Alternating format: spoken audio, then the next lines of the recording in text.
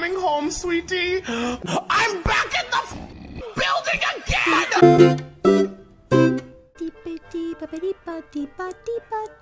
Oh, Zutara versus Kataang. It sounds like a war between a sci-fi franchise and a citrus-flavored energy drink. We have to hit light speed to reach Zutara versus drink Kataang. It'll quench ya. Now, if you didn't know this already, Avatar: The Last Airbender, the cartoon, premiered in February 2005, so roughly 20 years ago, and then completed 3.5 years later in July 2008. Since then, Avatar's gone through several periods of mini renaissances, from 2010, when people were mass binging the original series in order to cleanse the...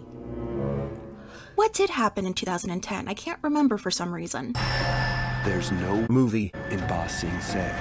From 2012, when Legend of Korra premiered, 2012 to 2014 was a pretty constant flow of Avatar enjoyment because people were keeping up with Legend of Korra, honestly to compare it, and also a lot of the people who watched Avatar as little kids on Nickelodeon were rewatching the show as teenagers. And then of course in 2020, when we were all basically stuck in Ba Sing Se together, there was a huge Avatar: The Last Airbender resurgence. There were people who were feeling nostalgic and so they wanted to relive their childhood with Avatar, and then there were people who never got to watch Avatar as kids but were seeing the hype and were like, yo, I want to be a part of that. I want to be where the people are. And so came in a huge new flood of fans that persisted throughout the pandemic. And now, in the year of our Lord 2024, way past the pandemic, right guys? We have the Avatar: The Last Airbender Netflix live action, something that yet again has revived the fandom as a whole, and with it, the age-old debate, Zutara or Kataang. I can't believe I'm seeing this yet again in the year of our Lord 2024. Martha, I'm coming home, sweetie. I'm back in the building again! Yes, I was there for the Great War. And while I wasn't slugging shippers in the street, I did bear witness to a lot of ship that would later echo in other fandoms years later. Already there's been some hot debate about the Kataang moments present in the live action versus the Zutara ones, how Kataang was scraped pretty bare, and any interactions between Aang and Katara felt very sibling-coded, platonic. Whereas with Zutara, you get a classic Bollywood moment of Zuko reaching for Katara's scarf as it flutters away in the wind when she runs past him. There's that charged firebending versus waterbending battle in the North Pole. Netflix's own social media marketing team is being cheeky with the Zutara baiting. Some are even going so far as to theorize that Netflix is gonna take the Zutara canon route this time, and that's why Bryke, or Mike and Brian, the head honcho writers of the original show, left. To make their own studio, mind you, called Avatar Studios, which has a whole bunch of other animated projects coming up in the next few years. Now, if you've watched any of my other videos, then you know by now that I've skipped and hopped through a number of fandoms over the years. But Avatar: The Last Airbender was actually the first fandom that I actively joined online. Star Wars, the DCU, I kind of just grew up with those without realizing what a fandom really was, but when I was discovering the internet for the first time at the tender age of 10, 11, that's when I found the Wild West of DeviantArt and fanfiction.net, which was how I got my first exposure to Avatar: The Last Airbender fan content. And that was how I got exposed to the Great Shipping War. Webkins, Club Penguin, Barbie and Bratz.com could not compare to the in comment sections, in forums, all I would see are, do you like Zutara or do you like Kataang? Why is Zutara better than Kataang? Why is Kataang better than Zutara? Why does this ship suck and this one rule? Which ship is gonna be canon in the end? If this ship isn't canon, I'm gonna set the whole show on fire. Or if this ship is canon, I'm gonna be setting the whole show on fire. Hell, in 6th grade at lunchtime, my friends and I would be arguing and trying to convince each other why we should like this ship over this ship. Now, I can't go this entire video without talking about which side I was on, which side I'm currently on. Guys, I'll admit it freely here and now, feel free to boo me in the comments if you'd like, but I am a tried and true Zutara shipper. But I really don't give a rat if you prefer Kataang. Like, if people are like, oh, well, Kataang is way better, blah, blah, blah, I'll just be like, okay, Cool. Have fun, that's what fandom is for after all. And while I am a Zutara shipper, I do want to cover both ships throughout this video as well as I can. Hello from Singapore, do you like my fancy hotel bathtub in the back? Off topic real quick, I found these adorable gotcha bath bombs at the mall nearby, and this one's a Shiba Inu one, and what you do is you throw the bath bomb in the water, and after it fizzes away, you get a really cute mystery figurine. I already used a Kirby one and got this guy. But anyway, before we dig further into the video, I just want to give a quick thank you to the sponsor of today's video, one I've personally been enjoying for over a year now, 2 Dots. 2 Dots is a gorgeous, minimalistic puzzle game that's perfect for when you need a break to unwind and relax. From its sweet music to cozy vibes, it's an excellent way to challenge your brain in a laid-back, aesthetically pleasing way with each new level. Get dotty as you travel through adorable worlds with Emily and Jack, unlock beautiful collectibles, connect dots to keep progressing further, and discover cool new mechanics along the way. Again, I've personally been playing 2 Dots for over a year now. It's a perfect low-key way to pass the time when I'm waiting in line or waiting for my food to arrive. I really love how simplistic yet super satisfying it is to unplug your brain and immerse yourself in something that's challenging but still enjoyable to just work your way through. There's also weekly events like the scavenger hunt where you can search for hidden items on a map, or the treasure hunt where you can get unique rewards by completing 7 special levels. 2 Dots is free to play and beloved by millions worldwide. It's been downloaded 115 million times globally and is currently celebrating its 10th anniversary with exclusive in-game events. So if you're looking for a cute new mobile game to get into, then go ahead and give it a shot. Download 2 Dots through my link in the description or with the QR code on the screen. It's available on both the Apple App Store and Google Play Store. Thanks again 2 Dots for sponsoring this video. Now let's get back into it. I remember being so enthralled by the finale, the Agni Kai between Zuko and Katara versus Azula.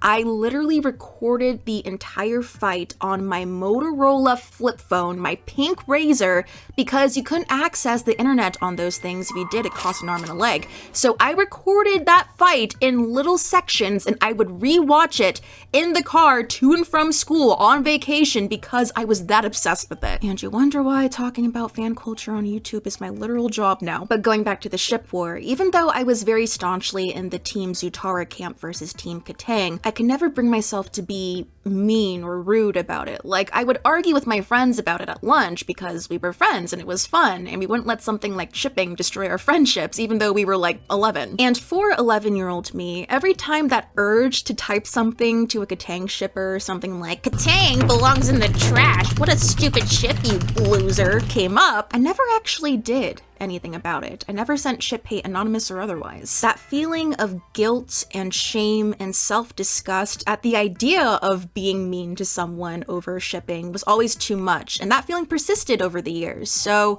I guess I could thank Zutara and Kataang for solidifying my self-restraint and control in fandom spaces. At least you figured it out early. Now, at the beginning of the Kataang versus Zutara shipping war, I could say that even though Zutara had some steadfast and very strong supporters, Kataang was more or less the top dog. We all know how the story goes. Aang is the protagonist, the hero. He is broken out of the iceberg by Katara. We quickly see that he develops feelings for her. Love at first sight even. She helps him along with his destiny and finding himself, healing him emotionally and literally on multiple occasions. They travel around the world and learn so much by each other's side. They go through so much by each other's side, and by the end of it all, she returns his feelings, falls into his arms, and presto, a fairy tale happily ever after ending. People were going into the assumption of like, okay, Kataang probably gonna be canon. There may be some competition in terms of Jet, who Katara was smitten with before schemes were revealed, Haru, who she bonded with and inspired to rebel against the Fire Nation, Zuko, who she shared some tense moments with. You got the I'll save you from the pirates scene, the Northern Water Tribe fight. All of this was poked fun at, by the way, in the Chibi Avatar series, and the whole fortune teller episode could point to Aang or Zuko or someone else entirely being her love interest. But realistically, it's gotta be Kataang. Narratively, it just makes sense. It's nice and simple and sweet. They're made for each other. She's the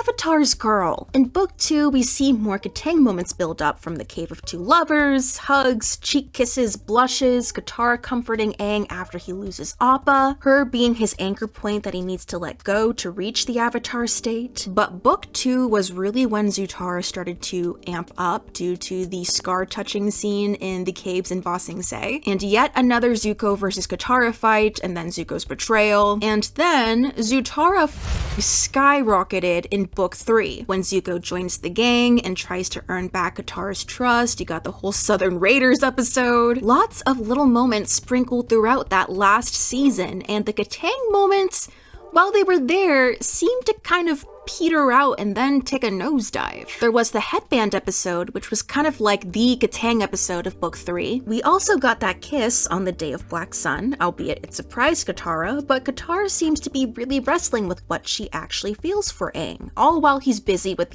trying to learn firebending so he can save the world, so understandably, not the best spot for getting the romance on the burner. And here's a hot take from a Zutara shipper: the way the show played out, I am not mad that it ended with Kataang. Perhaps it was better that it was, because if Zutara were to become canon in the end, I wish we would get more for it, I would have wanted more to be established from the beginning instead of like this, oh no, she's gonna be totally with Aang, unless here comes Zuko. Oh, Aang, Zuko, Aang, of course Aang, Zuko? You know what I just heard? Blah blah. In an AU in my head where things just went a little differently, Zutara is canon king. It would have felt cheap, in my opinion. But the same could also be said about Kataang. I mean, with all of this waffling, we get all these moments of Katara and Aang. Oh wait, Katara and Zuko, they're bonding an awful lot. Wait, how does Katara even feel about Aang? Because we're only seeing his puppy crush view of her.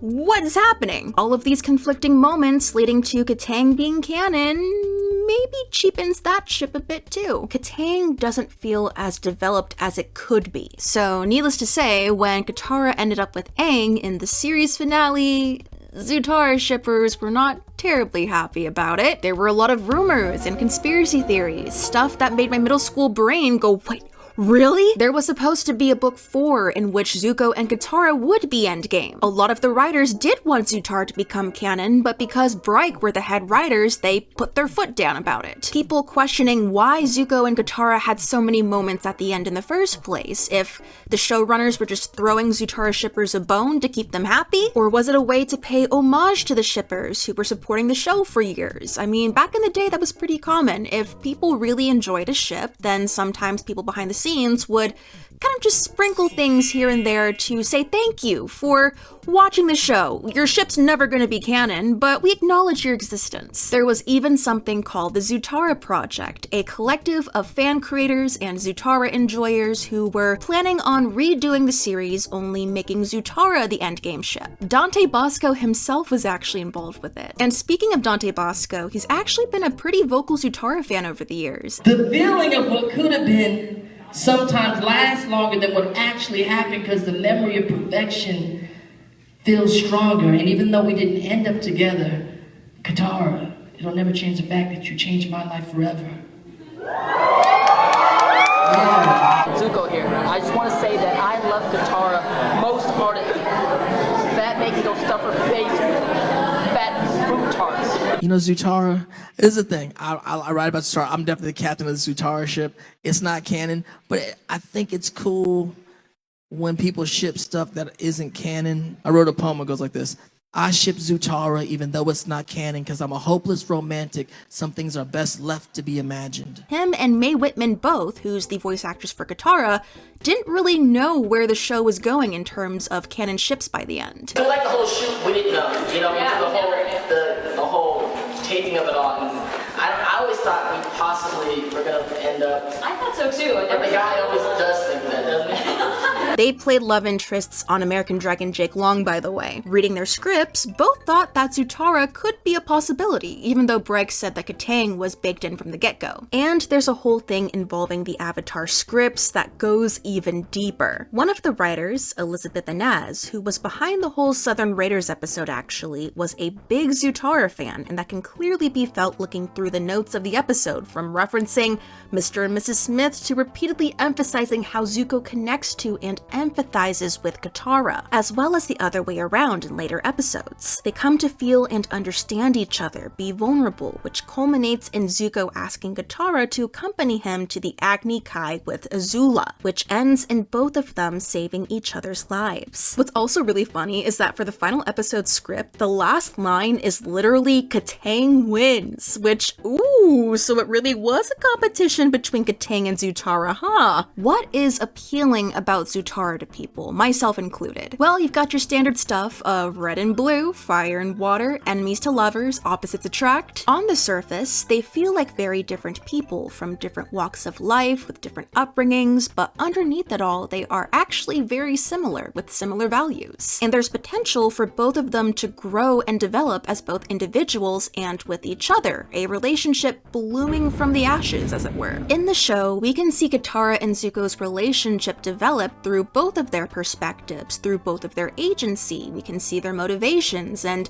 what makes them do what they do, think what they think, feel what they feel. Whereas with Kataang's development throughout the show, it's primarily through Aang's perspective. With Zutara, you see them bonding over their darker sides and trauma. They're both very emotional people, and so they bond with that raw emotion. They're really the emotional backbone of the gang and the show in general. For some shippers, Zutara feels more satisfying because you get to see more of both sides of that relationship, whereas with Kataang, it feels a little more one-sided. She, he's not my girlfriend, boyfriend, with them both blushing. Zuko taking lightning for Katara. So many little moments of, whoa, what is happening? Is this what I think is happening? Is this bait?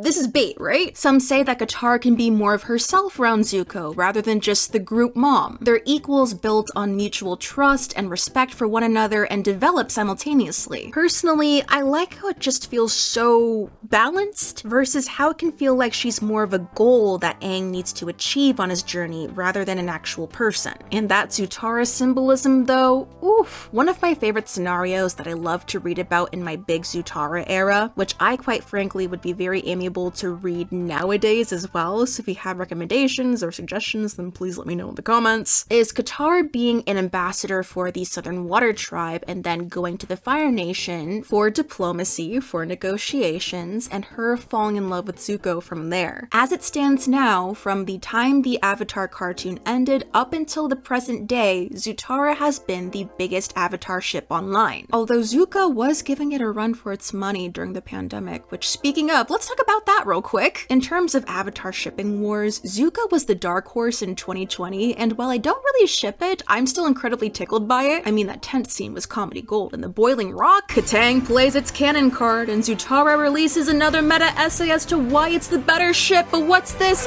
It's Zukka with a steel chair! Funnily enough, I'm more okay with Kataang than Maiko. I mean, I don't know, I think Maiko's just too boring and bland for me. They're too similar. Over the years, the Zutara versus Kataang war has waxed and waned. Sometimes it would be more of a Cold War. I'm not gonna say or do anything if you don't say or do anything, but you know, with the pandemic and everyone coming back to the fandom and new people joining, it kind of just threw that out the window and it was a raging inferno for some time. And as we said before, that inferno has been reignited by the live action. There's a lot of common points of contention that are thrown back and forth with each ship. Zutara shippers are always called delusional, like Zutara was and is never gonna happen, so stop trying to fight us about it. And then Kataang shippers are called paranoid because if you're so sure that Zutara could never happen, then why do you act so threatened when we bring up the possibility of it? All this jumping and fighting. It's a lot. It has and always will be a lot.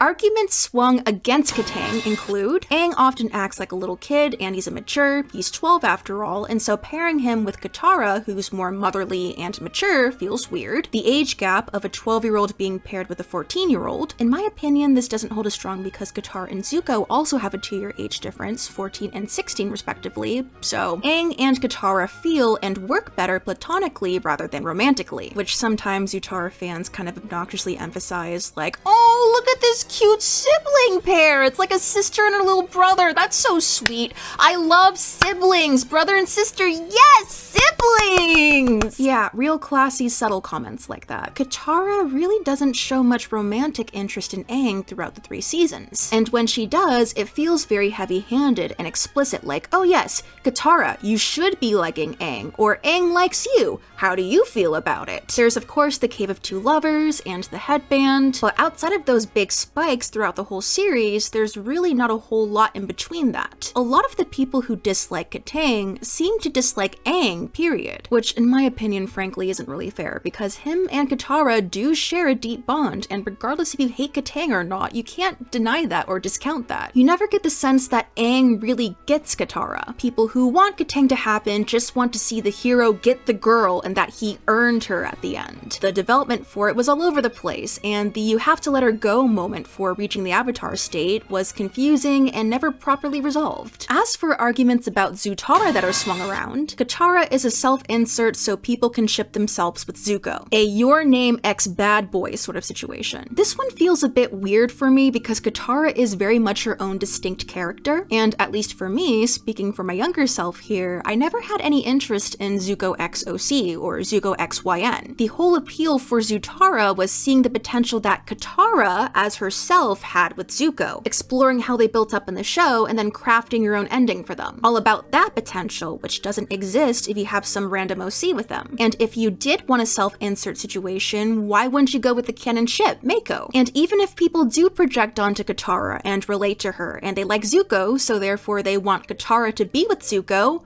why is that a bad thing again? Like, genuinely, why is that seen as such a bad thing? Is it because it's cringy? Embrace it! It erases her character in some way, although not actually, because you're projecting yourself onto her and you find parts of herself in you, and so you're putting that back into her so nothing really changes in the first place. They're both too emotional and stubborn and hot-headed, and so they need people to balance them out better. And then going really deep and dark into it here, Zutara is problematic because Zuko is an oppressor and colonizer, and if you like Zutara, you are therefore a racist and a fetishist. Okay, I'm not saying that this never happens because there's always weird people in every ship group, but like, you can dislike a ship without having to make up to justify your dislike of it. You know that, right? Like, if a ship gives you rancid vibes and you don't gel with it, then that's justification enough. You really don't have to throw these hard accusations against the average shipper. And this is also funny because a lot of the people who use that argument ship Kataang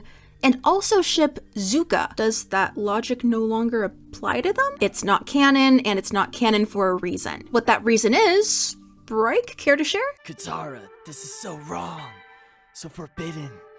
My honor is tarnished. How will I ever regain my honor? Give me some sugar, baby.